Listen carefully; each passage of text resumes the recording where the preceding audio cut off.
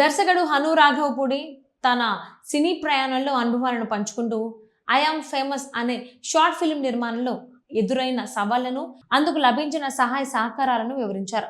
ఆ short film కోసం 3,50,000 రూపాయల నిధులు సేకరించడం కష్టమైనప్పటికీ పలువురు సహకారంతో అది సాధ్యమైందని తెలిపారు.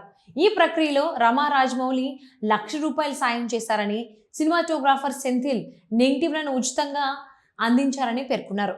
బాంబే ప్రసాద్ ల్యాబ్లో negative scan, colour correction, print తీసుకోవడం వంటి పెద్ద ప్రాసెస్ను ఉచితంగా అరేంజ్ చేశారని గుర్తు చేసుకున్నారు.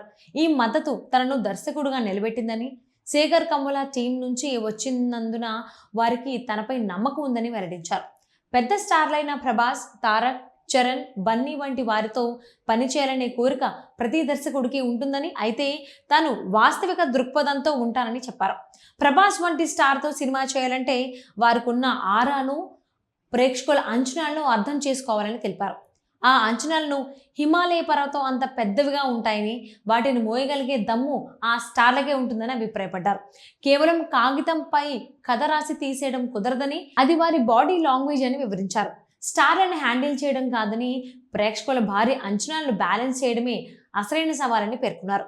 తాను కథపైనే ఆధారపడతానని, స్టార్ల స్థాయిని అర్థం చేసుకున్నప్పుడే ఆత్మవిశ్వాసం వస్తుందని వెల్లడించారు. కాగా ప్రస్తుతం హను రాఘవపూడి ప్రభాస్ కథానాయకుడిగా ఫౌజీ అనే సినిమా తెరకెక్కిస్తున్నారు.